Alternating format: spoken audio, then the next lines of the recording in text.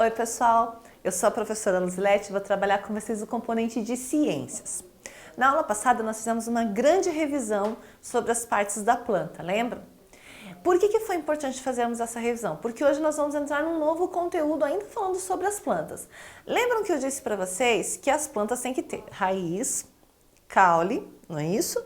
Folhas, flores, frutos e sementes. Mas isso são as plantas completas. Nós vamos ter aquelas que são incompletas e é delas que nós vamos falar hoje, tá certo? Então nós vamos lá na nossa página 168 do livro e vocês vão precisar prestar bastante atenção na professora. Aqui. Então hoje o nosso conteúdo ele começa aqui, ó, nas plantas completas e incompletas. Bom, completas a gente já sabe quais são, mas nós vamos passar por elas. E depois nós vamos entrar nas incompletas. Então, olha lá.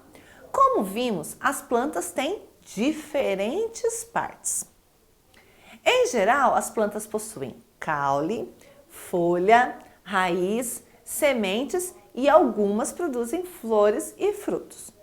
Nesse sentido, podemos classificar as plantas em dois tipos, as completas e as incompletas. Uma planta completa nasce da semente, desenvolve caules e raízes, produz folhas, flores e frutos que carregam novas sementes. Então, vamos lembrar, plantas completas. Então, olha lá, elas nascem de uma semente, olha lá a sementinha caindo na terra, sendo regada. A gente já sabe o que acontece, né? Essa semente se rompe, né? E vai nascer então a primeira germinação, que vai dar origem às raízes. E depois que a raiz estiver, né, implantada na terra, ela começa então a romper o solo. Aí ela vai crescer, né? Olha lá, vai ter o caule, vai ter as folhas. Depois de um tempo ela vai ter flores. E aí essas flores vão gerar frutos e esses frutos vão gerar sementes. Esses frutos vão guardar as sementes, não é isso? Então, olha lá, a laranjeira é um exemplo de planta completa. Então, a laranjeira é bem isso. Se eu plantar lá a sementinha da laranja e cuidar dela, em algum momento ela vai romper o solo, ela vai dar as primeiras folhinhas, ela vai crescendo, crescendo, crescendo, até a hora em que ela vai começar a dar flores, vai dar frutos, né? E esses frutos vão guardar essas sementes novamente. Então, ela é um exemplo de planta completa. Existem inúmeros exemplos de plantas completas. Então, as laranjeiras, a macieira, a bananeira, a pereira, entre outras. São exemplos, então, de plantas completas. Já uma planta incompleta nasce da semente. Então, ela vai nascer da semente, igual a planta completa. Desenvolve os caules, as raízes, produz folhas e novas sementes. Opa, não entendi. Vamos voltar? Vamos voltar. Então, de novo, uma planta incompleta também nasce de semente. Então, completa e incompleta nascem de semente. Desenvolve caule e raízes. Planta completa e planta incompleta desenvolve o caule e as raízes, né? Que são como é que vai se manter, né, na terra se não tiver raízes. Muito bem. Produz folhas. Opa, a planta completa também produz folhas. Então, até aqui elas estão iguais. E aí elas produzem novas sementes. Opa, mas o que faltou então? Porque a planta completa, para chegar na semente, vai ter a flor e o fruto, não é isso? A planta incompleta não vai ter flor e nem fruto. Ela vai ter folhas e vai gerar novas sementes. Como que isso acontece? Vamos descobrir, né? Vamos descobrir. Mas não produz flores e nem frutos. Então, ela não vai ter flor e nem o fruto para guardar essa semente. Ela vai ter folhas e já vai gerar novas sementes. Vamos descobrir como que é isso? Vamos acompanhar aquele desenho ali, ó. Então, olha lá, eu tenho a semente, né, que está sendo plantada na terra, igual está lá em cima. Deixa eu baixar aqui para a gente poder comparar, né? Então, ó, igual tá aqui. Semente caindo na terra, regando a terra, olha lá, tá vendo? Rompendo, né? Então, ela já criou raízes, né? Já estabeleceu as raízes no solo, já tá rompendo. Aqui também, ó, tá aqui as raízes, ela já tá rompendo. Até aí tá tudo igual, né? Aí ela vai criar, olha lá, as folhas, tá vendo, ó? Começa a criar as folhas, o caule, né? Claro, o caule, as folhas, o caule, as folhas. Só que olha aqui, ó, até aqui elas estão iguais. Quando chega aqui, elas se modificam. Por quê? Porque aqui a planta completa vai ter flores, mas aqui não vai ter flores. A planta incompleta não vai ter flores, né? A planta completa vai ter frutos. A planta incompleta não vai ter frutos. Das folhas, ela já vai gerar novas o quê?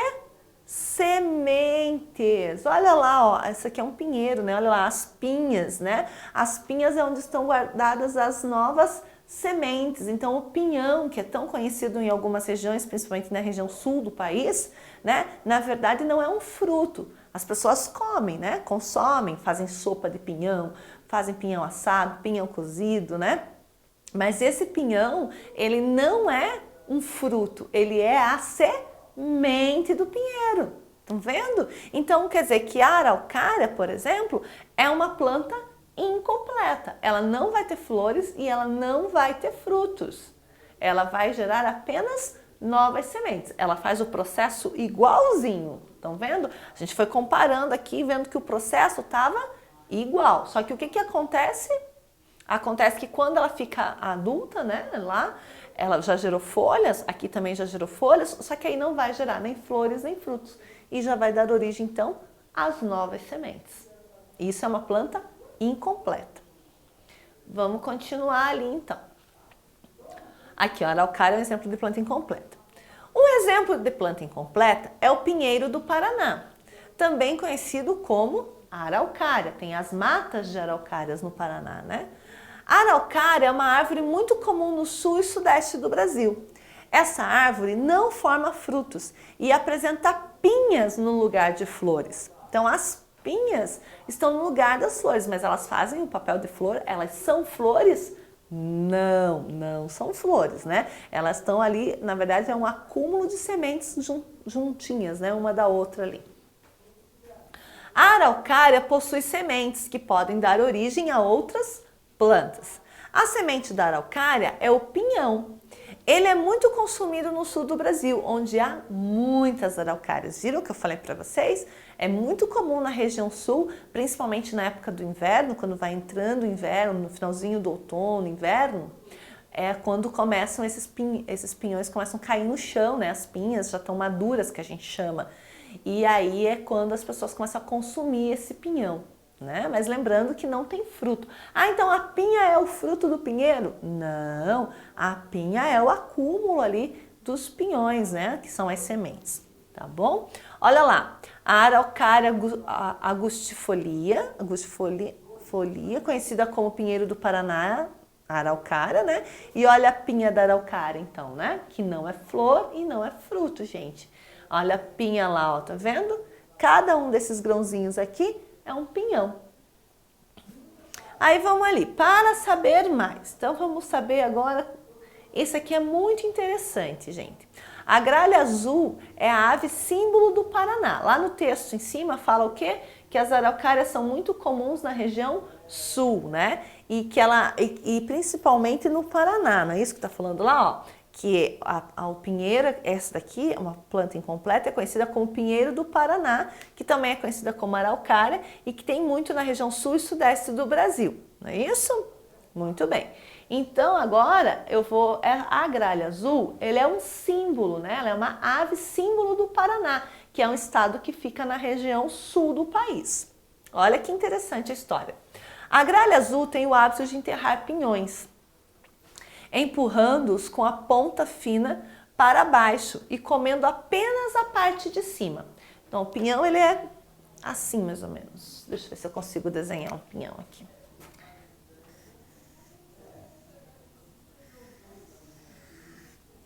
Um pinhão, ele é mais ou menos assim, certo? Então, o que a gralha azul faz? Ela enterra os pinhões empurrando essa ponta fina aqui, ó, para baixo na terra. E aí ela come só a parte de cima do pinhão. Com isso, ela planta um pinhão que dará origem a um novo pinheiro. A gralha azul e outros animais, como a anta, são plantadores de árvores.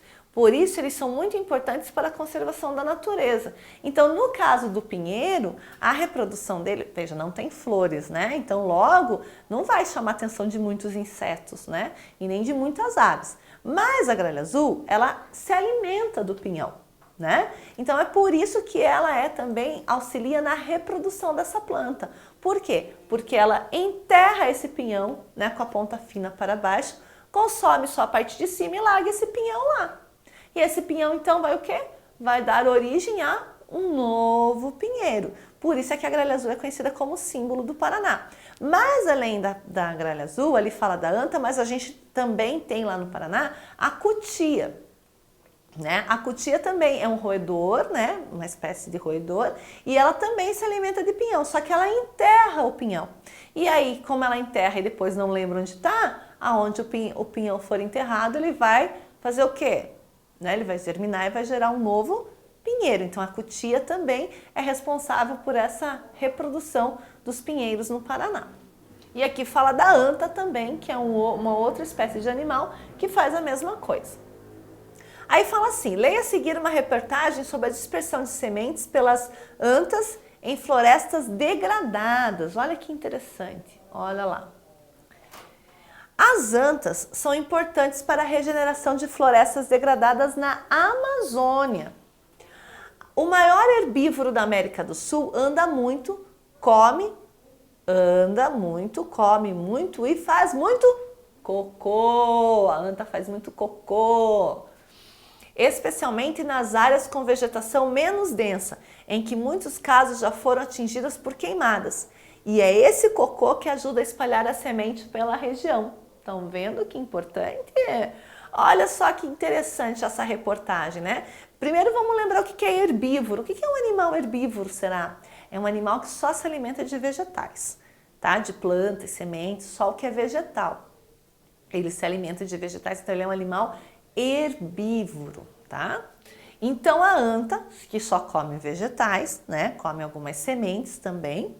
Ela é um animal que ela come muito. Ela anda muito, ela come muito e por conta desse andar muito e comer muito, ela faz muito cocô. O que sai nesse cocô da anta? O que vocês acham que sai no cocô da anta? Se ela só come plantas e sementes. O que vocês acham que sai no cocô da planta? Sementes, não é? Muito bem.